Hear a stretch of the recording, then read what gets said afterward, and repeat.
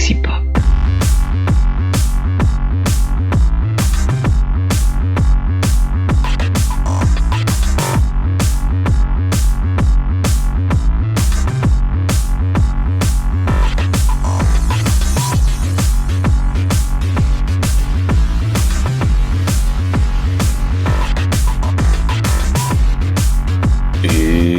Bonjour, bonsoir à toutes et à tous et bienvenue dans cette toute nouvelle émission de Trek Analyse. Analysons la saison 3 de Star Trek Enterprise.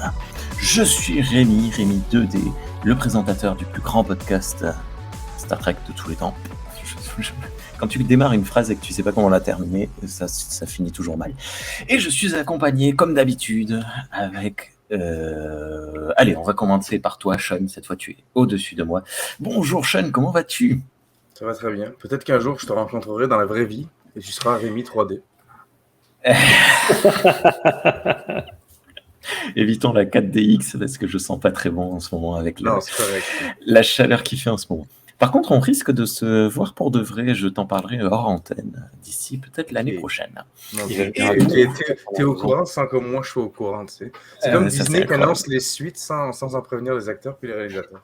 Exactement, c'est ça. Je prévois la vie de tout le monde et de toutes et tous. Tu as un très beau t-shirt Star Trek ce soir, ça tombe bien. C'est de bonnes circonstances. Mission Chicago. C'est quoi ? C'était la convention officielle de Star Trek qu'il y a eu il y a quelques années, qui a été faite par CBS puis son partenaire, je ne sais plus qui. Ils ont lancé ça. Il y avait un petit peu de Deep Space Nine puis les plus anciennes séries, mais c'était principalement pour promouvoir toutes les nouvelles séries qui sortent. Ok. Ça a été un succès moyen. Ça aurait peut-être marché l'année suivante parce qu'ils avaient une mission Seattle, mais ils l'ont annulé. Et depuis, plus de nouvelles. Maintenant, ils cancellent les séries. Donc, du coup, je pense que c'était la seule qu'il y a eu. Et ça restera la seule. En même temps, l'affaire à Chicago, quelle idée, quoi. C'est bien Chicago, c'est joli comme ville ? C'était pas mal. Dans le centre-ville, on n'est pas parti dans les quartiers rough. Mais... Terre de catch, Chicago, ça a dû crier CM Punk dans tous les sens. Et bonsoir Thierry, comment vas-tu, notre Klingon ? Bonsoir, ça va, très bien. Très cool. Et toi, tu as un t-shirt de hard rock metal, de trash metal ? Non, j'ai un t-shirt de Klingon. Oh voilà. Il y a marqué quoi ? Je sais plus. Mais il y a du sang violet, c'est noté, et un batlet. Eh bien, nous sommes de retour pour parler ce soir l'épisode, ça y est, j'ai perdu mes notes, de l'épisode numéro 4 de la saison 3 toujours, qui s'appelle en version originale Rajin, en version française L'espion qu'il aimait. Toujours ces notions de spoiler dans le titre. Oh mon Dieu. Okay. Sorti aux États-Unis le 1er octobre 2003 et cumulant des notes sur nos fameux sites de forum français. La communauté francophone de Star Trek l'a noté assez hautement, il a été noté à 7 sur 10 et Ultime Frontière l'a un peu défoncé, il est noté à 5,13 sur 10 pour une moyenne de 6,07. Les avis, j'ai noté qu'un seul avis de chaque, un seul négatif, deux avis positifs, pardon. L'avis négatif, épisode très banal et inintéressant au possible, sauf la petite première partie un peu exotique. Malheureusement, je dois avouer que c'est plutôt par là que je me dirige également. Et un point positif, grande utilité psychologique par son emprise subconsciente durable. Je ne sais pas ce que ça veut dire. Moi, quand il y a plus de 4 syllabes dans un mot, je perds le sens de la phrase, je suis perdu. Et un deuxième avis positif qui m'a fait pas mal rigoler, c'est cet épisode aurait parfaitement eu sa place dans TOS. Il est un peu inclassable, pas nul, pas ouf, il est pas nul ouf. Pas mauvais, pas bon, il est pas mot bon. Et c'est franchement bon. Je ne comprends pas. Mais bon, je me suis basé sur le fait qu'il disait que c'était franchement bon. Donc je me suis dit que ça devait être un avis positif. Des fois, tu sais, on n'est pas dans la tête des gens, on ne sait pas ce qu'ils veulent. Mais voilà, ça résume quand même. Je ne sais pas, à votre avis, qu'est-ce que vous en avez pensé, vous, en 2 mots, chacun, Thierry ? Oui, c'est pas un épisode exceptionnel, c'est pas non plus un épisode qui est nullissime pour moi. Voilà, ça passe. Il y a un défaut, principal dont je vais parler. Mhm. Il y a quelques trucs sympas dedans aussi. Faudra développer quoi. C'est pas génial. Et toi, Sean, tu Il y rejoins a, notre avis? ouais, il y a quelques détails que j'ai bien aimés, on peut en parler. Mhm. Mais globalement, je trouve que c'est le premier épisode qui est comme activement mauvais dans cette saison, à date. Alors, je crois que le moustique de l'espace fait son retour, Thierry. Il y a du Larsen. Ben, je vois pas de moustique autour de mon Non. micro. Moi, j'ai rien entendu. C'est vrai? Ah, Ouais. bon, bah écoutez. Par contre, effectivement, j'ai entendu un buzz, mais Ah, alors ça vient peut-être de chez Shoshone. Moi? Ou peut-être de Comment? chez Je suis offensé. mais avant toute chose, et oui, on va changer. Nouveau décor. J'ai oublié. Non, c'est pas un nouveau décor, c'est juste que je n'ai pas pu enregistrer à l'endroit habituel. Et évidemment, j'ai oublié mes notes. Enfin, pas mes notes, mais votre classement, votre combat, votre duo, votre duel, dont je ne sais plus. Je crois qu'il y a... c'est Sean qui est devant. C'est de combien? 1-0? 2-0? 2-0, je crois. Ah, 2-0. Et il a une belle avance. Ce soir, je vais noter... Qu'est-ce que je vais noter? Je vais noter un vaisseau qui n'est pas un USS Enterprise. Ça peut être n'importe quel autre. C'est un vaisseau qui a un nom. Sean. Mon Dieu. Pas la place. N'importe quel vaisseau, pas juste Fédération, ça peut être n'importe quoi. Un vaisseau qui a un nom. Ça suffit. Pas une classe. Thierry, si tu as une idée, tu peux dépasser Sean à tout moment. Qu'est-ce que t'aimes comme série ou qu'est-ce que t'aimes pas? Est-ce que tu choisirais un vaisseau que t'aimes ou tu vas activement choisir un vaisseau que t'aimes pas? J'ai pris le premier vaisseau qui me traversait l'esprit. Au lieu de traverser l'espace, il m'a traversé l'esprit, parce que c'est aussi vide l'un que l'autre.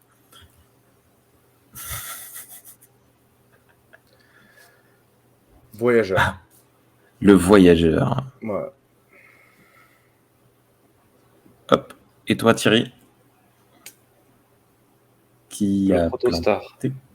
Le Protostar. Le Protostar. Comment ça s'écrit, Protostar? C'est mal parti. Bien, c'est noté. Après, c'est le premier qui lui est passé par la tête, ça veut pas dire qu'il C'est vrai, c'est très juste. C'est parti. Bon, et vous, dites-nous en commentaire si vous... Ah oui, c'est vrai, oui, j'oublie tout le temps de le dire. Dites-nous en commentaire ce que vous pensez, à quel vaisseau vous pensez. N'oubliez pas que vous pouvez nous regarder sur YouTube ou nous écouter sur le flux RSS de Galaxy Pop. Galaxy Pop, merci de nous héberger. C'est parti, scène numéro 1. Ouverture de l'épisode sur le conseil des Xindi. Il semblerait qu'on ait une capture d'écran. Paf. Il semblerait qu'un laboratoire important ait été détruit. On parle de 3 morts et de retard d'au moins 3 mois. 1 mois par salarié tué. Ça me paraît logique. C'est le temps de faire son deuil, probablement avant de pouvoir attaquer. Joli mouvement de caméra à la grue qui nous permet de voir toute la table et toutes les espèces. Les Xindi, on apprend alors qu'ils considèrent que les humains ont attaqué la mine de Trélium. Ça, je trouve ça très cool. Ça continue de se chamailler avec les reptiliens et les insectoïdes, mais heureusement, les marins, on les appelle les marins? Les aquatiques. Les aquatiques, on va les appeler les aquatiques, je vais changer toutes mes notes. Les aquatiques viennent apaiser les choses avec les arboricoles. Je vous ai déjà dit que j'aimais bien les arboricoles. Oui. La réunion se termine avec les arboricoles accordant aux scientifiques plus de temps pour créer son arme et les aquatiques disant que si les choses n'avancent pas, ils considéreront alors toutes les options. À part attaquer l'Enterprise, je ne vois pas ce qu'ils peuvent considérer d'autres comme option, mais c'est déjà suffisamment dangereux. Générique. Première scène d'ouverture, à nouveau une réunion. J'ai l'impression que tout ce qu'ils font les Xindi, c'est se réunir autour de cette table, manger, boire, c'est tout. Non, c'était très cool. Non, mais... C'est quoi cette tenue, les insectoïdes? J'aime bien le fait que on voit qu'ils sont flippés, quoi. C'est ça. ils essayent d'aller trop vite, donc ça leur crée des problèmes. Ils ont des machins qui explosent, des laboratoires qui explosent, tout ça. Mhm. Voilà, ça pose le truc quand même sur sur aussi leur état d'esprit, quoi. On voit qu'ils sont pas tous d'accord, bien sûr. Là, les insectoïdes et les reptiliens sont un peu plus guerriers. Mais on voit que, enfin, pour moi, dans ce qui transpire de la scène, c'est que l'émotion qui ressort chez eux, c'est plutôt la peur, quoi. Tout à fait. Et ça nous les rend un peu sympathiques quelque part, même si ce sont les ennemis qui sont allés buter des terriens en masse. Oui, exactement. Non, c'était assez cool. Bonne petite ouverture. Sean, t'as quelque chose à dire? J'aime aussi que malgré le fait qu'ils aient des opinions qui paraissent quand même très très éloignées sur comment gérer ce genre d'affaires, ils se respectent assez pour pouvoir, je veux dire, Ouais. ils continuent ensemble. Ça a l'air d'être les aquatiques qui ont plus ou moins le mot final, le dernier mot là-dedans. Là. Mais j'aime qu'ils se respectent assez pour pouvoir s'attendre les uns les autres. C'est assez cool d'avoir de la discorde, mais pas au point d'avoir une désunion.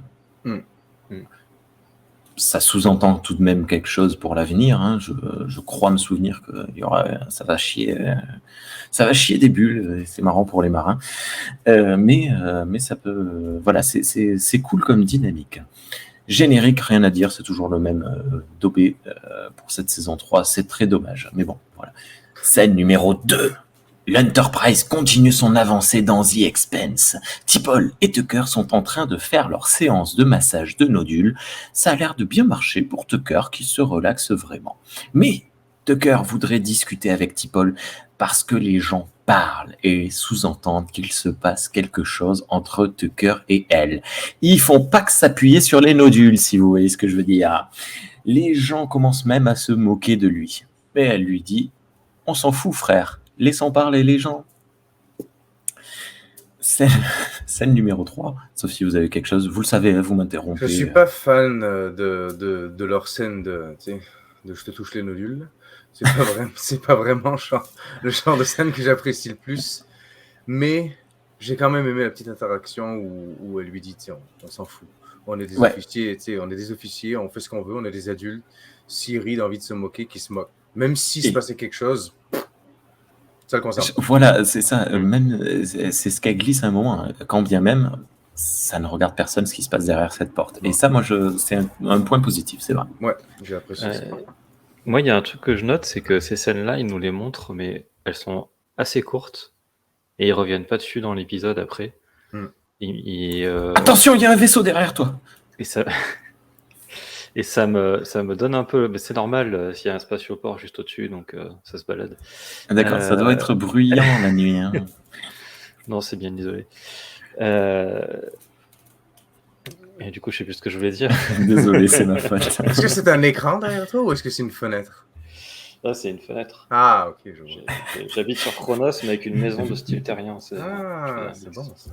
Je te dis pas la gueule des architectes quand ils ont dû faire ça, ils ont dû se dire ah putain. Du coup, pas recouper. Oui, si, elles sont assez courtes et ils essayent en général de faire autre chose que juste de teaser de la romance. C'est vrai. Comme là. Et moi, ça me donne vraiment l'impression que, en gros, c'était un peu une contrainte. C'est-à-dire que les studios, ils voulaient qu'il y ait un truc qui ressemble à de la romance dans chaque épisode. Et ils ont dit, bah tiens, on fait ce truc-là pour s'en débarrasser. Et puis après, on passe à autre chose, quoi. Ça me donne un peu cette impression-là. Ça reste tout de même du bon teasing pour la suite. Hein. Ce qui me va, c'est comme Sean, c'est pas non plus un truc qui me passionne vraiment, tu vois, les interactions entre les deux. Mais comme ça prend une place finalement assez minime dans les épisodes, ça va, quoi.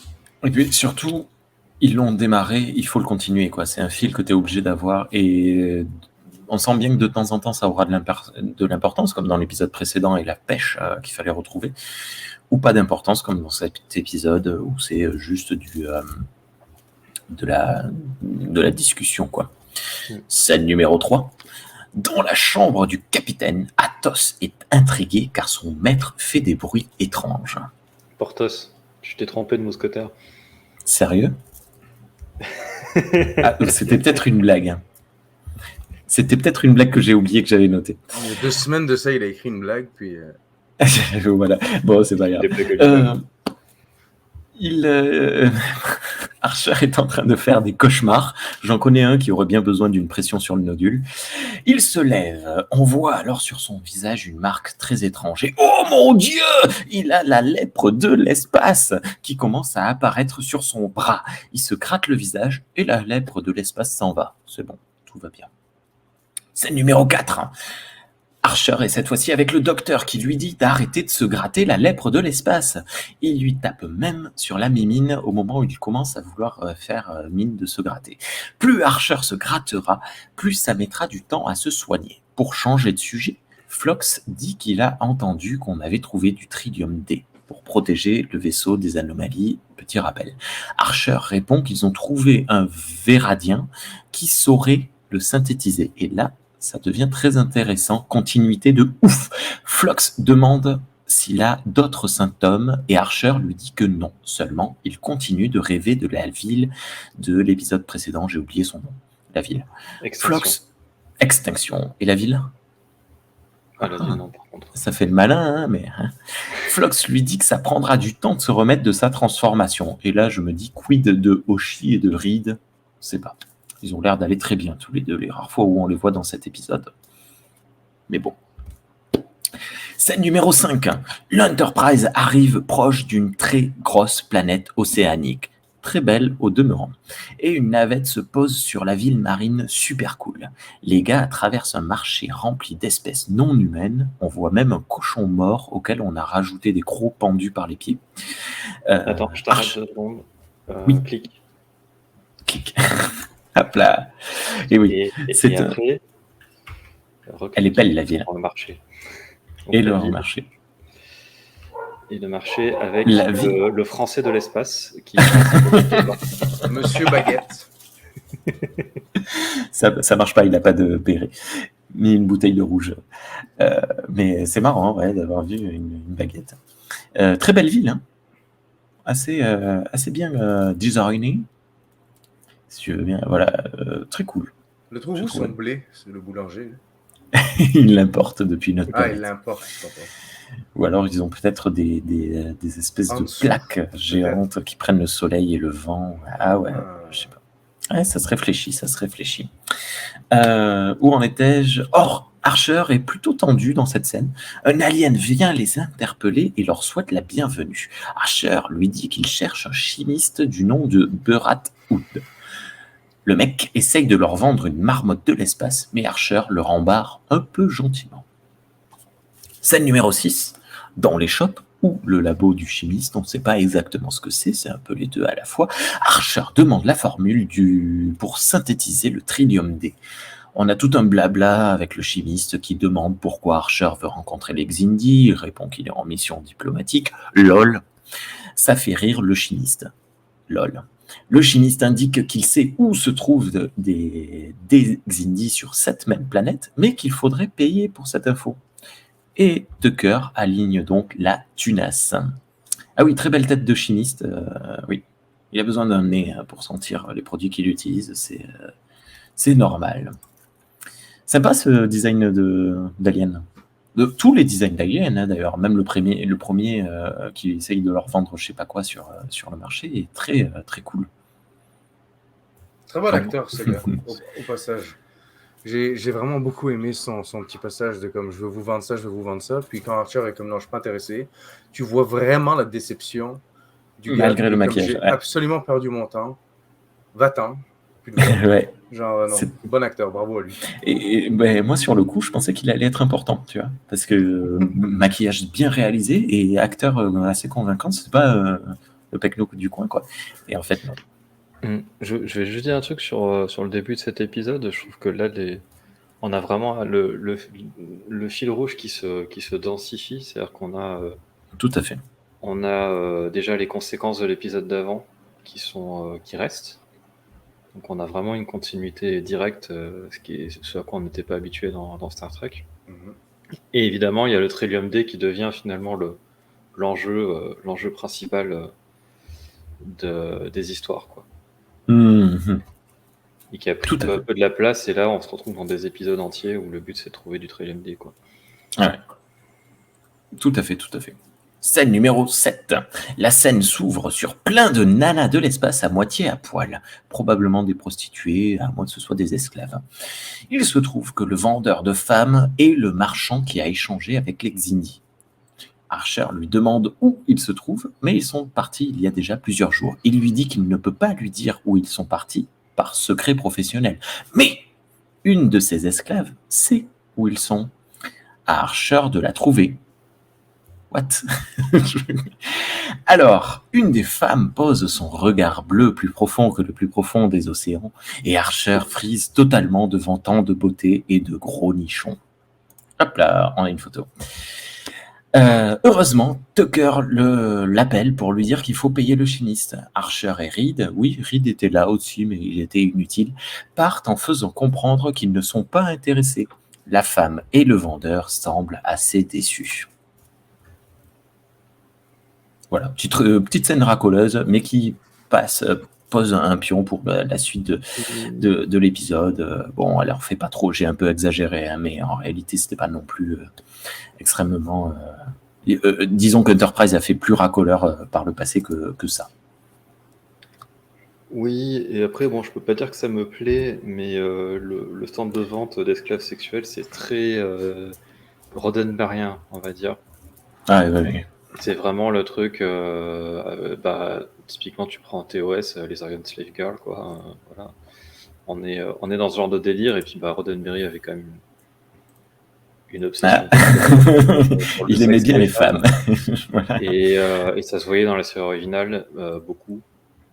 Et là, on va dire que c'est pas une caractéristique de Star Trek qui me plaît beaucoup, mais ça fait partie de Star Trek malheureusement, et ils ont gardé une espèce de continuité avec ça. Voilà. Oui, c'est autant une continuité historique que productrice de production. Pour poursuivre ce que tu dis, puis aussi pour commenter sur le petit commentaire qu'il y avait avant, tu as fait. Lequel? Pas toi, mais le fait qu'elle ait des gros seins.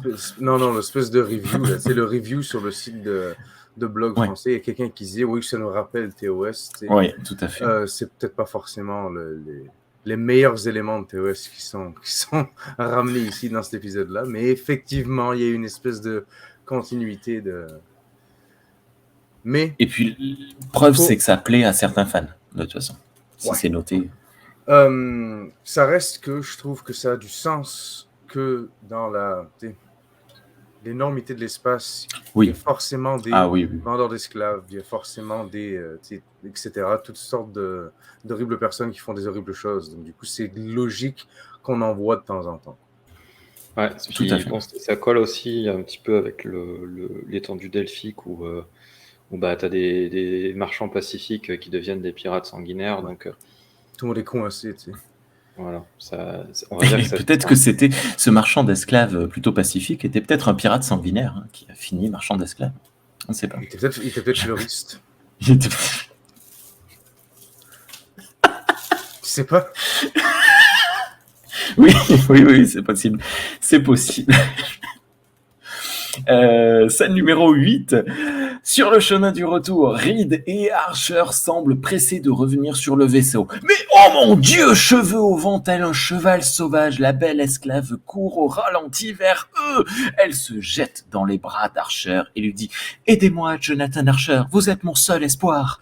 À peu près.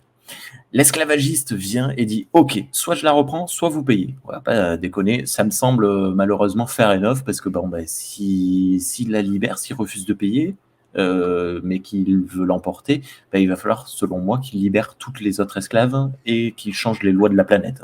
Enfin, je vois pas trop ce qu'il va pouvoir faire d'autre. Mais non! Archer refuse, l'esclavagiste sort une arme, et là, c'est parti, bagarre! Archer se jette sur la main du type qui l'encercle avec ses bras. Utilisant toute sa force, Archer se jette en arrière, écrasant ainsi l'esclavagiste contre des cages d'animaux. Une deuxième fois contre la cage, l'honnête marchand tourne sur lui-même, projetant Archer la première contre un tonneau. Les deux hommes sont à terre, à quatre pattes, exactement, pardon. Le marchand balance un poing droit dans la mâchoire du capitaine qui répond d'une pointe du pied gauche dans le rein de son adversaire. Crochet du droit, crochet du gauche, le marchand retourne à terre. Archer se lève et saisit son adversaire par le dos et le lève en le cognant de nouveau contre les cages des animaux. Paf! Patate de forain qui met de nouveau l'esclavagiste à terre. Archer se laisse envahir par la colère et attrape une écharpe et oh mon Dieu, disqualification! Il essaie d'étrangler son adversaire en le faisant jouer au jeu du foulard. Ne faites pas ça chez vous, s'il vous plaît, ni à l'école, les enfants. Et voilà! L'honnête marchand d'esclaves est projeté à travers une paroi qui met fin au combat. Il n'y a pas de sécurité sur cette planète. Les vendeurs d'esclaves, ils n'ont jamais eu affaire à des hommes violents face à eux. Ils n'ont pas d'hommes de main. Je trouve ça très étrange. C'est très poli comme transaction. Après, ça arrive très vite, donc tu peux te dire qu'ils n'ont pas vraiment eu le temps d'intervenir. Ouais. Ben, moi, je pense que de base, un esclave qui s'enfuit de sa plateforme d'esclavage, les hommes de main l'attrapent. Ok, mais il y avait genre un vol de baguettes plus loin, fait qu'ils étaient occupés. On peut pas s'occuper de tout en même temps, on l'arrête. Bon. Mais après, bon, vu qu'on connaît la suite... Oh, mais qu'est-ce que c'est derrière toi? C'est mon colocataire avec son compte. Voilà, c'est catastrophique. Non, mais je dois dire que... C'est bien quand t'as les toilettes bouchées, ça. Assez jouissif de voir l'esclavagiste se faire péter la gueule. Sauf que, vu qu'on connaît la suite de l'épisode, très probablement que c'est une mise en scène. Ouais, mais c'est quand même un vrai esclavagiste, je pense. Avait eu pour ordre, oui, mais il avait eu pour ordre probablement de laisser s'enfuir. Oh, il lui a pas fait grand mal non plus, il a juste passé à travers une fenêtre. Mais effectivement, ça répond à l'autre truc que tu trouvais pas très logique. Effectivement, c'était prévu que... Très probable. Tu l'as dit, donc c'était prévu qu'elle se retrouve sur l'Enterprise, donc c'est pour ça que la sécurité était bizarrement absente à ce moment-là. Et oui, sinon l'épisode ne s'appellerait pas L'espion qui l'aimait. Scène numéro 9. À bord de l'Enterprise, oui, j'ai noté de l'Enterprise, Phlox semble remarquer ce que j'avais remarqué à propos des yeux de l'esclave sexuel. Il dit qu'il n'avait jamais vu une rétine aussi complexe. Archer arrive et après s'être assuré de la bonne santé de son invité, il lui demande son nom. Oh, elle s'appelle comme l'épisode. Rajin, pas l'espion qu'il aimait, ce serait un prénom un peu ridicule. Elle le remercie de l'avoir sauvé et se met à son service. Archer refuse et lui dit qu'elle est libre. Il propose même de la ramener chez elle. Elle dit venir d'une planète qui s'appelle Orantaku, mais qu'elle ne se souvient de rien. Archer dit alors qu'il va faire des recherches sur sa planète d'origine. Il s'en va, mais elle l'interpelle. Va-t-elle lui parler d'Exindi? Non. Elle lui dit juste « merci ». Scène assez... Enfin, fin de scène un peu perturbante. Scène numéro 10. Retour chez l'alchimiste, avec Tucker et Reed, qui ne craint pas du tout les représailles en revenant sur cette planète, apparemment, qui présente des épices comme échange pour l'information, ce que je trouve très cool et géré à la fois de manière second degré et premier degré, parce qu'on s'attend peut-être à des métaux précieux, mais vu que les épices sont assez rares même sur Terre, et comme le dit Tucker, il y a eu des guerres qui ont lieu pour elles, c'est à la fois très premier degré. Donc moi j'ai trouvé ça assez cool. J'ai noté exactement ça, j'ai noté que je trouvais ça trop cool. Tu vois, check de l'espace. Puis il met en avant le côté exotique, c'est de la cuisine de la Terre, parce que finalement c'est pas tellement le fait que ça soit rare ou quoi, c'est que juste que il y a tellement de possibilités de combinaisons moléculaires que tu prends des épices de n'importe quelle planète, elles vont être forcément uniques, et donc forcément ça va avoir un intérêt. Tout à fait. Donc, c'est la première fois qu'il rencontre des humains de sa vie, probablement peut-être l'une des dernières fois aussi. Du coup, qu'il ait des épices humaines, c'est assez classe. Ouais, c'est très cool. Il va pouvoir les mettre sur son étagère à collection. sur son nez, tu sais. Oui, c'est ce qu'il fait d'ailleurs, ça le fait rigoler, il éternue. L'alchimiste est très content et échange des informations pour synthétiser du trillium D liquide. Attendez, quoi? Du liquide? Oui, le trillium D ne peut être synthétisé que sous sa forme liquide. Mais le résultat sera le même, assure l'alchimiste. Mais il prévient les humains de faire très attention car le trillium D liquide est très instable. C'est bien, on complexifie la raison d'être du trillium D, qui est... C'est cool, quoi. Moi, j'aime bien. Scène numéro 11. Petit repas en tête-à-tête avec le capitaine et Rajin. Ah bon? Ok. Archer dit qu'elle peut aller où elle le veut, sauf quelques rares endroits interdits. À ce moment-là, je me pose la question si ses yeux sont faits avec des lentilles ou un rajout numérique, car j'ai l'impression qu'il bave à peine sur les côtés. Rapidement, Rajin s'intéresse à la mission de l'Enterprise.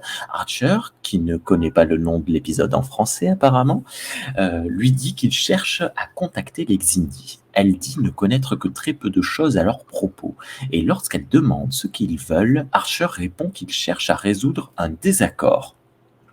Bravo Archer, belle avancée par rapport aux 4 derniers épisodes. D'abord on va en guerre, ensuite on commence à douter de la guerre, puis on se dit bon on y va mais peut-être un peu moins violemment, et là il cherche à résoudre un désaccord. Il ne veut pas dérouler tout son plan. Là, oui voilà, moi je me pose la question quand même si... voilà, déjà bon, c'est comme tu dis, il sait pas que c'est une espionne, mais on peut considérer aussi ça comme de la prudence. C'est-à-dire que qui cherche les Xindi, c'est pas un secret, il le clame à qui veut l'entendre parce qu'il cherche des infos. Par contre, effectivement, jusqu'à présent, ils n'ont jamais dit à personne ce qu'ils voulaient faire. Ils sont jamais arrivés en disant « Ouais, ils sont où les Xindi, on veut les défoncer ». Les fois où ils parlaient d'attaquer les Xindi et de se venger, etc., ils en parlaient entre eux. Ils parlent à quelqu'un d'extérieur. Donc ça peut être effectivement peut-être qui commence à changer d'avis, mais il y a quand même un peu cette ambiguïté et voilà, c'est possiblement juste parce qu'il veut être prudent et qu'il ne veut pas dire tout de suite ce qu'il veut leur faire, quoi. Néanmoins, on n'arrête pas de dire qu'il y a beaucoup de continuité avec l'épisode précédent pour une première fois. Et moi, l'épisode précédent se termine sur en fait, on va pas les tuer. Ah oui. Donc, je maintiens. Non, mais oui, vous avez tout à fait raison, tous les deux. Thématique, oui. Non, mais c'est vrai. Donc, j'ai noté, ça fait vraiment plaisir à entendre, comme quoi l'épisode Métamorphose n'a vraiment pas été inutile. L'intercom sonne. Tucker indique au capitaine qu'ils sont prêts à synthétiser le trillium D. Hurrah! Épisode scène numéro 12, dont Lops, Tucker et T'Pol expliquent les dangers à Archer et demandent une salle spéciale pour faire leur tampouille, ce qu'il accepte. Fin de la scène, ça dure c'est un court échange, mais voilà, nécessaire. Scène numéro 13, dans sa chambre, Archer semble toujours gêné par ses transformations. On frappe à la porte. C'est Rajin qui, la pauvre, a cassé le premier et le dernier bouton de son t-shirt, ce qui fait qu'elle a un décolleté extrêmement plongeant et on voit son nombril. Archer lui annonce la bonne nouvelle, T'Pol a trouvé sa planète d'origine et elle n'est qu'à 2 jours de voyage. Mais ça ne semble pas enchanter Rajin qui explique ne pas se souvenir de sa planète et que personne ne l'attend là-bas. Il répond « Ma poule, ça m'étonnerait ». Non, en fait, il lui dit « Vous me semblez plutôt inoubliable, mais bon ». Et alors qu'Archer pense que la suite va se dérouler le premier samedi du mois sur Canal+, eh bien non! Retournement de situation, Rajin utilise ses mains comme un scanner et lit, entre guillemets, à travers Archer, avec un très bel effet visuel au passage. Mais tout cela n'était en fait qu'un rêve ou un fantasme d'Archer. Rajin se trouve toujours à 2 mètres de lui et dans une attitude complètement normale, le remercie de nouveau avant de partir. Ah, clic. Hop là. Et oui, on voit on voit au travers d'Archer. C'est bien intéressant. Je l'ai dit, mais t'étais trop occupé à raconter des conneries pour... Je suis désolé. Ah, mais oui, mais tu l'as écrit. Il est passionné par ses propres conneries. Désolé, je m'écoute parler. Oui, alors déjà, je suis pas du tout d'accord avec la manière de dire les choses. Archer, il a pas du tout l'intention de coucher avec elle. Au contraire. De quoi Il se laisse quand même vachement approcher sans se... Voilà. Hein. Il s'avance pas, il bouge pas, il reste en recul. C'est pas... Non. Bon, je suis pas on va d'accord. dire que c'est une notion d'interprétation, mais moi, je pense qu'il allait pas dire non. Hein. Mais bon. Qu'est-ce que t'en as passé, Sean? Choisis. Papa ou maman? Je pense qu'il aurait couché avec. Je pense pas qu'il l'aurait voulu spécifiquement. Parce que si T'Pol, on n'avait pas ouvert la porte, elle aurait probablement couché avec aussi. C'est comme tout le monde a l'air de... Ah, d'accord, ok. Oui, je J'ai oui. limite l'impression que Sato a couché avec elle aussi, mais dans l'ascenseur. Genre... Non, oui, non, je pense qu'il ne se passe rien. Non, je pense qu'il se passe rien à chaque fois, mais je pense qu'il y a un espèce de... J'appellerais Oui, pas ça oui. du charme, mais il y a clairement un débalancement hormonal et de quelque chose là, qui se passe, qui fait que... De toute façon, oui, au premier contact physique, elle a, enfin, ça on le découvrira un peu plus tard, mais elle a une forme elle bloque totalement les sécurités des autres personnes et joue clairement d'atout. Ce qui est particulier dans cette scène, ce qui est à noter dans cette scène en particulier, c'est qu'on ne sait pas vraiment si ça s'est passé ou ça s'est pas passé. Parce qu'on sait que ça s'est passé, mais techniquement, ça coupe, ils sont loin. On dirait qu'il est arrivé. On comprend plus ou moins que ça s'est passé, mais que lui, il s'en rappelle pas que ça s'est passé. Et ils font pas du tout ça avec les autres personnages. Ce qu'on comprend, c'est qu'il y a un tribule dans le potage, quoi. La forme est bonne. Scène numéro 14, pardon. Dans une nouvelle pièce, on dirait la chambre de T'Pol modifiée. Mais bon, ça n'a pas d'importance. Tucker et T'Pol font les apprentis sorcières. Pas mal de techno blabla et d'outils de SF. On a beaucoup de gros plans sur leur visage pour montrer l'intention qui monte. Ce qui permet de souligner à quel point les oreilles de T'Pol sont super bien maquillées. C'est parce qu'en fait, le temps de prendre ses notes, j'avais mis pause sur un gros plan sur T'Pol. T'Pol souhaiterait arrêter car trop dangereux, mais Tucker veut rester parce qu'il pense qu'il peut y arriver. Il a le face of the heart. Mais non, trop de pression et tout explose. Heureusement, les deux se sont enfuis juste avant. L'expérience sera renouvelée dans 30 minutes après un peu de repos. On a une image. Cours Voilà, j'ai trouvé ça trop drôle. Oui, il court trop bizarrement. En se baissant un peu parce qu'il a peur de se prendre des trucs dans la main. C'est assez rigolo. Marche, là, on dirait, pour sortir de la pièce. Mais... Oui, mais il n'y a pas de... Oui. C'est pas comme... tu sais, il y a rien au plafond, donc il n'a pas besoin de se baisser. C'est un peu rigolo. Chouette scène de mise en tension qui nous fait penser à autre chose que Rajin, qui nous rappelle qu'il y a un fil conducteur avec le Trillium D. Enfin, tu vois, c'est deux événements. C'est deux choses très importantes qui sont en train de se passer ensemble. Habituellement, dans les épisodes de Star Trek, tu as une intrigue principale et une deuxième sous-intrigue un peu minime. Clairement, la Trillium D, c'est minime, mais elle est accrocheuse, je trouve, cette intrigue-là. Ça marche sur moi, du moins. Scène numéro 15. Dans les couloirs, Rajin se balade et se rapproche du télétransporteur. Elle commence à s'y intéresser avec ses mains. C'est là qu'on comprend que ça ne marche pas que sur les humains. Oh! Oshi arrive, je l'avais oublié, tiens. Elle se présente. Alors qu'elle se serre les mains, on voit que l'attitude de Oshi change. Probablement que Rajin agit sur elle de manière invisible. Oshi semble même comme magnétisé par Rajin. Et hop là. Voilà, on voit bien dans le regard de Oshi. Comment s'appelle l'actrice? Bref, dans cette le très bon jeu d'actrice, quoi. On voit vraiment qu'elle est fascinée. Linda Park. Linda Park, merci beaucoup. Hop là. Rien à dire là-dessus sur. Après, si, là, j'hésitais à en parler un peu avant, mais là. On arrive à la scène où on sent un peu... on est dans le cliché de la femme manipulatrice. Lesbienne. c'est un cliché. Non, en fait, si tu veux, le fait qu'elles s'en prennent aux femmes aussi, ça, au contraire, ça rattrape un peu à moitié, je sais pas, dans le sens où on n'a pas les pauvres hommes qui sont victimes de la solitude des femmes qui peuvent pas contrôler leur pulsion, machin. Là, c'est tout le monde, tu vois, donc c'est bon.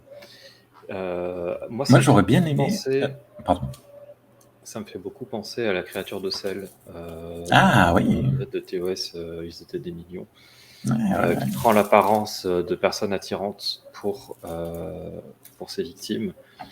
Bon, là, c'est pour les bouffer, quoi, mais enfin, pour les buter. Mais, et déjà à l'époque, on voyait donc la plupart des personnages victimes, c'était quand même pas mal des mecs, mais elle essayait d'avoir Aura à un moment.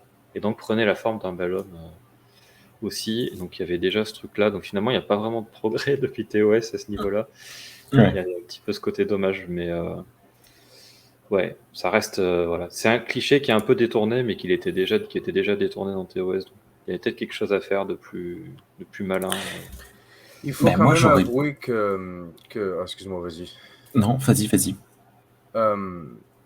Ça reste qu'ils font ça, ils font oui, on va faire que elle attire pas juste les hommes, elle attire aussi les femmes, mais j'ai comme le sentiment qu'ils auraient jamais osé faire que l'esclave sexy attirant soit un homme et que ces charmes marchent aussi sur l'équipage, genre les hommes dans l'équipage, je pense pas qu'ils dans les années 2000, ça aurait été chaud.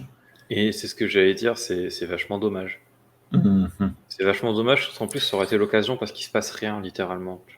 Genre elle les scanne et puis terminé. Ouais, c'est un peu sensuel à regarder, mais il y a aucun vrai contact ou aucun et quand même c'est d'autant plus dommage. Est-ce que vous saviez que dans les années 80, début 90 peut-être, il y a eu une campagne de courrier de fans qui réclamaient un personnage homosexuel dans la nouvelle génération.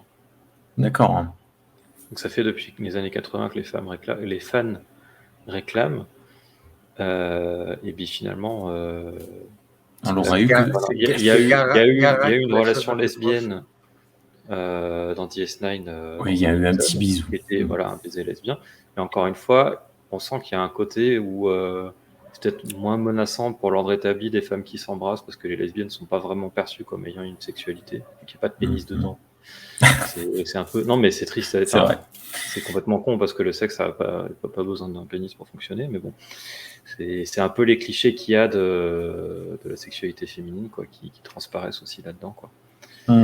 Et ouais, c'est bien dommage, mais bon. Moi, j'aurais bien aimé voir quelque chose qu'on ne verra pas dans cet épisode, mais voir son attitude par rapport à Phlox, parce qu'il me semble que les dénéobuliens utilisent les phéromones et les trucs comme ça. Et au contraire, pour le coup, contrairement... Non, t'es pas d'accord, Thierry, c'est pas vrai? J'ai dit une bêtise. Non, l'histoire de phéromones, je sais pas d'où tu sors ça me dit absolument rien. Je me le suis peut-être fantasmé. Mais j'aurais bien aimé de la voir. Polygame. Ouais, et voir comment il aurait réagi, comment ça aurait fonctionné. Est-ce qu'il aurait eu une forme de blocage, ça n'aurait pas fonctionné, ou au contraire, ça aurait trop bien marché, ça l'aurait mis en danger, genre il se serait jeté sur elle. Ils auraient pu faire un truc comme ça. Bon, c'est pas le propos de l'épisode. C'est pas le propos de l'épisode. Je suis content qu'ils aient pas fait tes idées. Son plan est chaud, non, mais bloqué. Voilà, t'es marié avec moi. Après, ils ont fait le rôle de l'alien sur qui ça réagit pas pareil avec T'Pol au lieu de le faire avec Phlox. Ils auraient pu le faire. Exocombe, dis-lui d'arrêter de nous espionner, s'il te plaît. En parlant d'espions, scène numéro 16, dans la chambre de T'Pol, elle commence à s'installer pour noduler tranquillement. Rajin entre alors en scène. Un pattern semble alors se dessiner avant la coupure pub. Et oui, il y a toujours des coupures pub. T'Pol n'est pas très enclin à accepter une étrangère dans sa cabine sans qu'elle soit invitée. Mais Rajin ne la laisse pas finir ses phrases. Et dans une attitude attitude relativement lascive, Rajin s'approche et s'installe près d'elle. Rajin parvient même à caresser les oreilles de T'Pol, qui semble entrer en combat intérieur puisqu'elle se raidit et demande à Rajin de partir tout de suite. Rajin note ce combat intérieur et souligne son contrôle des émotions, mais parvient à faire lâcher prise T'Pol et scanne son cerveau et sa colonne vertébrale.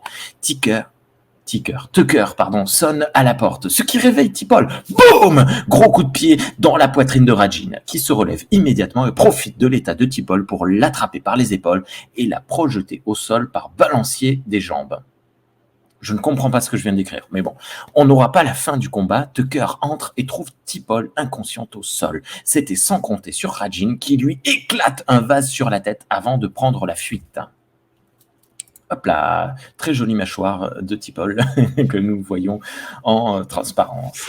Mais je trouve que les effets spéciaux des scans de Rajin sont vachement cool. Ouais. Super sobre, super cool. Mais on n'arrête pas de le noter, ça.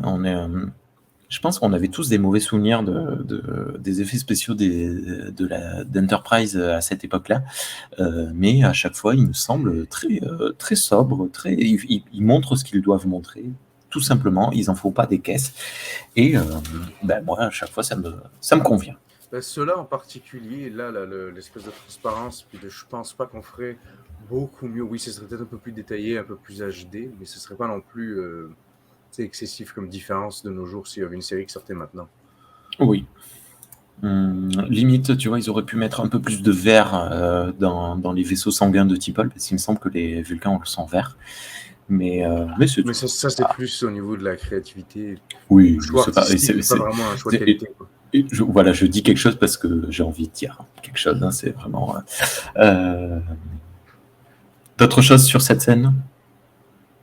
J'ai été surpris qu'elle suive. Je me demande si dans la construction de l'épisode, il ne devait pas se passer quelque chose. Parce qu'on a rarement une continuité comme ça. Rajin qui attaque Hoshi, puis Rajin qui attaque T'Pol. Je me demande si ça m'a surpris un peu dans la continuité, mais je sens que je vais me faire engueuler par Thierry qui va me dire ouais, la construction grammaticale, voilà ce que je lui dis, tout ça. Non, j'ai moins chargé mon Bloodwine cette fois-ci.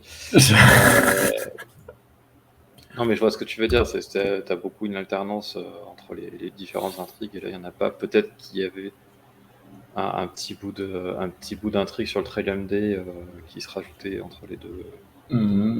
Voilà, après le truc c'est que la scène suivante concernait à la fois T'Pol et Tucker, donc il n'y avait pas trop de solutions, et puis ça permet d'accélérer un petit peu aussi. Scène numéro 17, dans le couloir, Rajin contacte ses supérieurs et indique que la mission est une réussite. Elle va utiliser le télétransporteur pour s'enfuir, mais elle tombe sur un garde de sécurité. Non, en fait, elle s'en défait sans le moindre problème grâce à ses capacités. Reed et un autre garde la prennent en chasse, mais désormais, elle a une arme. Dans la salle des machines, Rajin se bat contre des gardes, mais elle domine. Beaucoup de ralentis dans cette scène, ça fait très The Killer, très John Woo. Piou piou, pam pam, elle parvient à atteindre le téléporteur, mais c'est sans compter sur Archer qui l'a rattrapée. Acculée, Rajin ne peut plus rien faire et elle est conduite en cellule. Ah ben non, on n'avait pas... Je mets une image alors qu'il n'y avait pas besoin. Je vais un peu trop vite. Chelou ces ralentis quand même. On en a eu au début, bon, c'était pour montrer la nana en danger. J'ai pas noté qui était le réalisateur ou la réalisatrice de cet épisode, mais surprenant. Je ne sais pas trop ce que ça venait faire. La scène de Rajin qui saute du pont en se retournant, en tirant derrière elle au ralenti, pour moi, c'était clairement du John Woo. Mais je sais pas, un hommage au film d'espionnage. Il y avait quelque chose de James Bondien avec ses cheveux. Ça fait très James Bond girl. C'est un réalisateur qui réalise du Star Trek, du Deep Space Nine, Voyager, Babylon 5. Babylon 5, c'est pas du Star Trek. Okay. Ouais, mais c'est adjacent. Il a aussi Quantum Leap, donc du coup, c'est bon. Ah, d'accord. Il avait déjà... Ah oui, alors c'est un vieux, par contre. Parce que pour avoir fait du Zorro, puis du Quantum Leap pour les francophones exclusifs... Du Magnum PI. 14 épisodes de Magnum PI dans les années 80. Ah ouais, donc il avait déjà une dizaine d'années de carrière derrière lui. Bon, bref. Ça a dû lui plaire comme épisode. Ça. Oui. Ah oui, c'est sûr, oui. Scène numéro 18. Dans l'infirmerie, T'Pol est toujours inconsciente. Oh mon Dieu. Flox explique que si elle avait été humaine ou dénobulienne, elle serait probablement morte. Toujours les Vulcains et leur supériorité incroyable. Archer ne veut rien savoir, il veut lui parler à cette feignante qui ose dormir alors que l'équipage est en danger. Flox lui dit qu'il va falloir attendre qu'elle soit soignée, ce qui énerve Archer qui ordonne alors à Tucker de se faire examiner le ciboulard. C'est n'importe quoi cette scène. Archer pourtant enfin, ça fait. Pourquoi cette réaction ? Je ne comprends pas. Je comprends pas. Bon, bref. Quelque chose à dire ? Non. Scène numéro 19. Dans la cellule, Rajin reçoit la visite de Archer, toujours énervé évidemment, qui essaie de la faire parler, mais elle évite chaque question. Ce qui agace Archer. Je me demande s'il va la balancer par le sas, elle aussi. Je pense pas, parce qu'elle est trop jolie. Rajin lui dit qu'elle ne peut pas parler, sinon elle mourra. Il la menace. Et elle lui dit que la meilleure chose qu'il ait à faire serait de la laisser partir librement. Mais oui, tout à fait, évidemment. Alors qu'il s'approche dangereusement d'elle et la saisit, Reed contacte Archer pour lui dire que 2 vaisseaux Xindi s'approchent. C'est parti pour la bagarre. Mais d'abord, coupure pub. Et aussi, d'abord, révélation de la réponse du jour. Sauf si vous avez quelque chose à dire sur... Vous avez eu peur qu'il la balance dans un sas ? Non. C'est dommage, hein ? Elle le provoque pas comme le pirate. Donc... Bah écoute, moi au bout d'un moment... Ah, tu veux pas répondre ? Écoute, j'en ai fait parler des plus durs que toi. Allez hop. Je sais pas. Ça aurait été déjà, le pirate, il le fait pas tout de suite. Il attend une bonne partie de l'épisode pour le faire. Là, il vient à peine de la capturer, donc il n'y a pas de raison qu'il le fasse, quoi. Pour moi, c'est un truc, maintenant qu'il l'a acquis, il devrait le faire à chaque fois. Au bout d'un moment, parce que c'est comme Godzilla contre Kong. Toi, t'es passé de comme c'est scandaleux. C'est comme le meurtre. En fait. Une fois que tu as tué une fourmi, tu peux tuer des animaux, puis des humains, puis des meurtres de masse. C'est normal, tu vois. Tu as tué un truc, maintenant c'est l'habitude, quoi. Non, mais c'est comme Godzilla. Godzilla, quand il rencontre un Archer est comme Godzilla, c'est ça que t'écris. Putain, il devient tout bleu quand il s'énerve. Quand il rencontre un monstre, au début, dans la nouvelle saga américaine, dans les films japonais c'est différent, mais dans la nouvelle saga américaine, au début, il met très longtemps à utiliser la première fois son rayon dans le premier film. Puis dans le deuxième film, il est un peu surpassé, et il commence à l'utiliser un peu plus régulièrement. Troisième film, Godzilla, il rencontre Kong, la première chose qu'il fait, bam, il lui tire son laser direct dans la gueule. Moi, c'est normal. J'apprécie beaucoup que tu penses que ça, c'est une vision artistique et non pas genre une espèce de négligence créative. Ils sont juste comme, il faut qu'on fasse des explosions le plus vite possible dans nos films. Non, je pense que ça a une logique, c'est une certaine logique, je pense. Moi, je suis Team Sean. Vous y connaissez rien. Vous y connaissez rien en logique lézarde, c'est normal. Lézard. De respecter ainsi les films. Révélation du vaisseau auquel je pensais. Pour rappel, Sean pensait à l'USS Voyager et Thierry pensait à un vaisseau que je ne connais pas, le Protostar. C'est quoi le Protostar ? D'où il vient ce Protostar ? C'est un vaisseau dans Prodigy ? Oui, mais non. J'ai pas vu Prodigy, donc je ne savais même pas que c'est un USS ou c'est un C'était pas ma première réponse. Ma première réponse, c'est quelque chose de tellement improbable que je me suis dit, c'est impossible que tu aies pensé à ça. Mais moi, le premier vaisseau qui m'est passé par la tête, c'est Alice. Alice ? Ah, dans Discovery, c'est ça ? Non. Alice, dans Voyager, Tom, il a une espèce de vaisseau qui lui parle. Il tombe amoureux d'une espèce de shuttle qui s'appelle Alice. Puis, mais c'était tellement improbable que tu penses à ça. Non, c'est beaucoup plus nul que ça. Ça n'a presque aucun intérêt. Je vous présente d'avance mes excuses, mais c'est tout simplement l'USS Defiant. Et oui, on en a parlé hier soir, Thierry. Voilà. un peu de continuité si vous nous écoutez en podcast. Les 2 fois d'avant, je dis des trucs de Deep Space Nine et c'était pas ça, alors du coup, Et surtout que le premier qui m'est traversé l'esprit, c'est le Défiant, et je me suis dit non, je vais pas le prendre parce que ça vient de Deep Space Nine, et puis j'en ai pas d'autres qui m'est venu. Je me suis dit bon, tant pis, je vais lui donner un point. Eh ben non, je n'ai pas donné de point.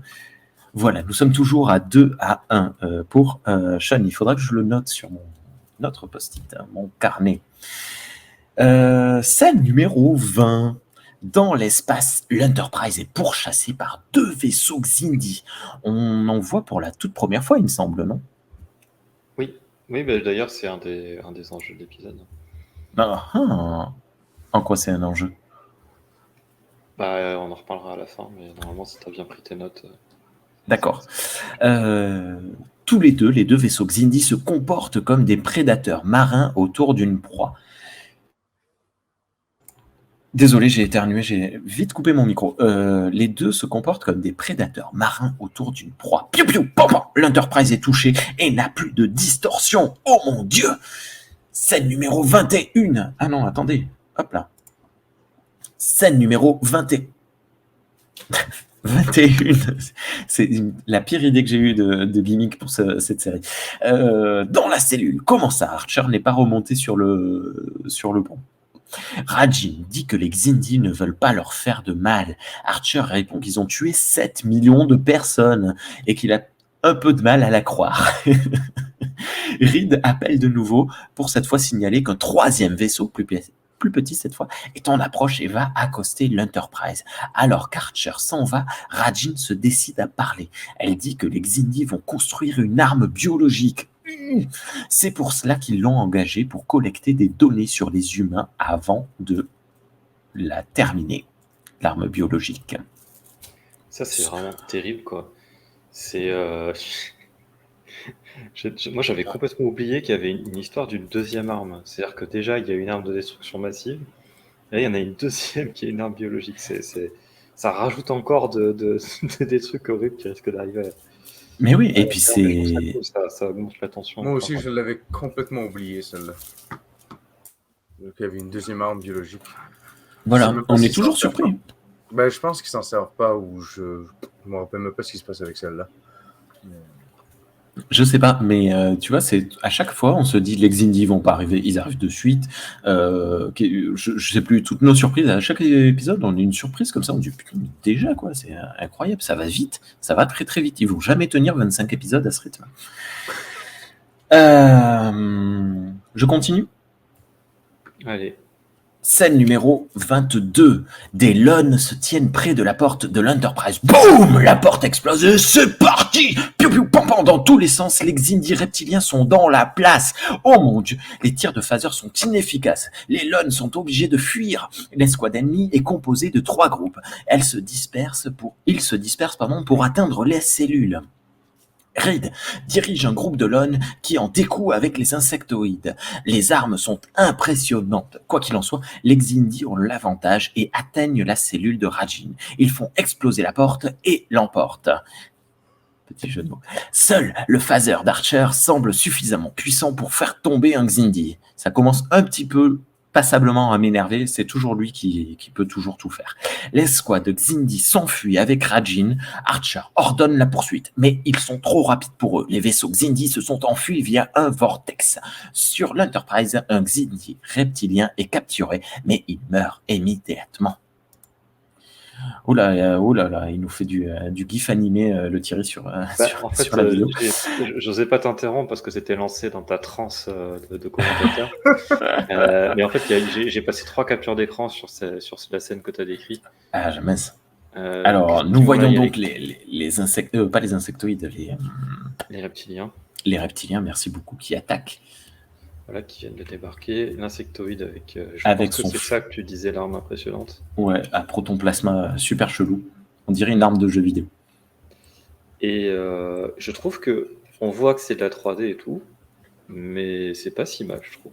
Bon, après, c'est parce que encore une fois, je regarde les versions DVD. Peut-être qu'en HD, ça doit être un peu dégueu, mais... disons que là, pour le coup, on parlait d'effets réussis parce que sobre et efficace. Mais oui, en effet, là, moi, je trouve que là, on les voit un peu trop, quoi. Mais bon, quelque Et, part, c'est pas grave. Hein. et j'ai Et pris tu une nous as... capture d'écran de C'est... cette arme super originale que je trouve. Moi, Oui, ça change des pistolets laser. Enfin, c'est pas des phasers et des boules de lumière, des traits de lumière. J'ai trouvé ça assez cool. En plus, il y a le côté un peu biologique. tout à fait. Ça a l'air un peu organique, on sait pas trop.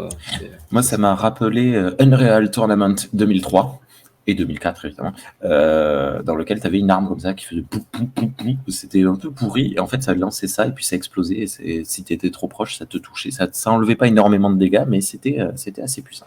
Et tu pouvais la charger, ça en tirait 5 d'un coup, qui pour le coup tuait directement ton adversaire.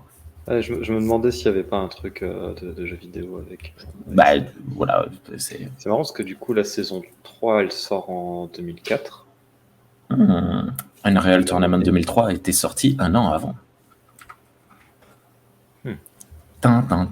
Bon, bref. Plagiat. Bah non, mais c'est... je pense qu'on avait dû sûrement voir ça quelque part. Attention, il ne reste plus que 2 scènes. Scène numéro 23. Dans l'infirmerie, Phlox explique que les Xindi reptiliens ont une glande qui libère un poison sur demande. Cette glande lui a été greffée chirurgicalement. Archer demande une autopsie complète ainsi qu'une analyse de l'arme des Xindi. Il ordonne également à T'Pol, après avoir demandé comment elle va, c'est bon, il est redevenu cool, une analyse des vaisseaux Xindi et du vortex. Tout à fait normal. T'avais une image ? Non. Scène numéro 24. Retour au conseil des Xindi. Les arboricoles se plaignent de cette opération qui a mis leur travail en danger. Les humanoïdes, que cela ait exposé les Xindi aux humains, mais les reptiliens répondent avec Rajin qui projette des scans des humains. Comment elle fait, je ne sais pas, par magie. Ça doit être augmenté, je sais. Les Xindi ont désormais toutes les informations possibles sur la physiologie humaine. Rajin essaie de dire un truc du genre « Ouais, mais bon, les humains, ils sont plus complexes que ça, gna gna ni, gna gna gna. » Mais le reptilien la fout dehors d'une manière me faisant supposer qu'on la reverra probablement dans un autre épisode. Et en parlant d'épisode, c'est la fin de celui-ci. Et nous avons une magnifique image de la projection de Rajin qui nous montre qu'elle connaît parfaitement toute la physiologie humaine. C'est Très probablement cool. pour ça qu'elle a été kidnappée très jeune de sa planète. Si son histoire est vraie. Mais Ouais, si elle est capable de pouvoir faire ce genre de choses, peut-être que son espèce a une particularité où certains arrivent à faire des scans comme ça, à savoir. Reste à savoir si elle n'a pas été augmentée, parce qu'il y avait un truc avec les yeux au début, si elle n'a pas été génétiquement un petit peu modifiée tout de même. Oh, bon, oui, c'est la question de Rajin est-elle.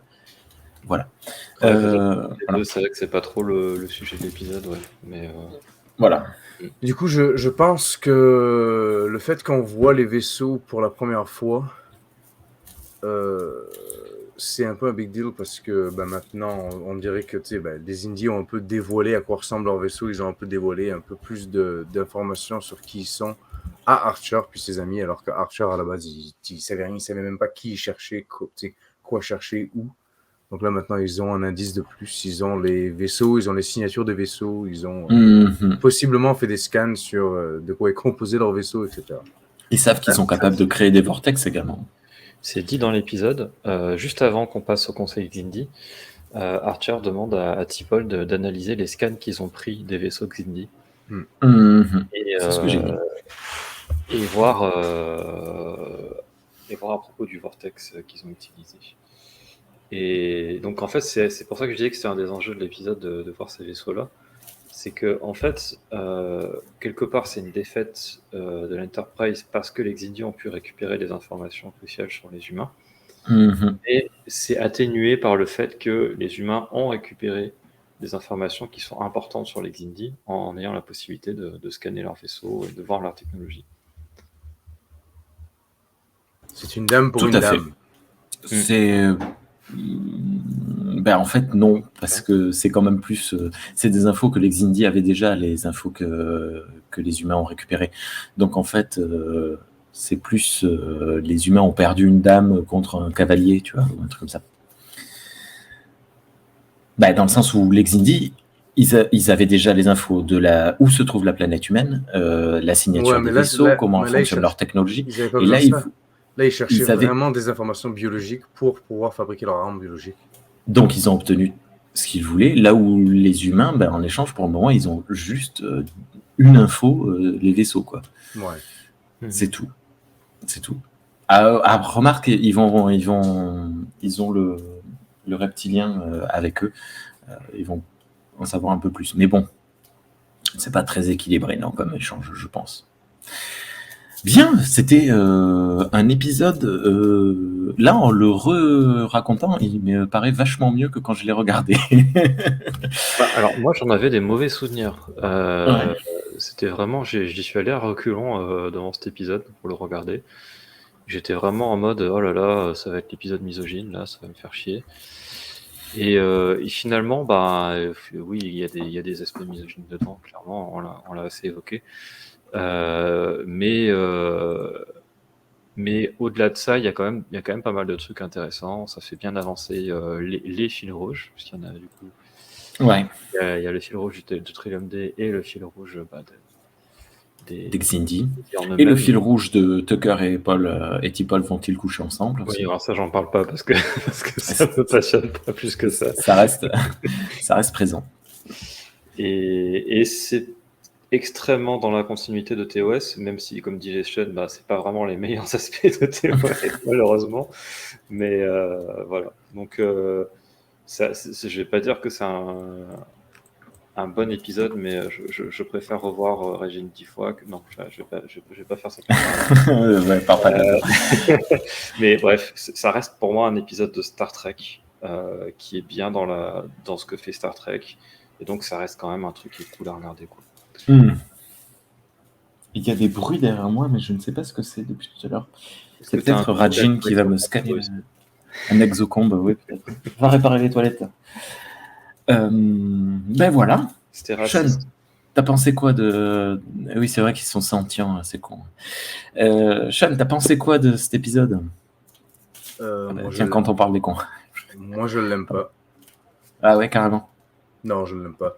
Je remarque que la note auquel j'avais donné à cet épisode était plus haute que ce que je lui donnerais maintenant. Fait que ça m'a surpris. Je me suis dit, est-ce que je me suis embrouillé dans mes notes? C'était peut-être ado à l'époque et t'aimais bien les filles. Non, parce que j'ai revu tout ça. Ouais, à l'époque, j'aimais les filles. Maintenant, non, c'est fini.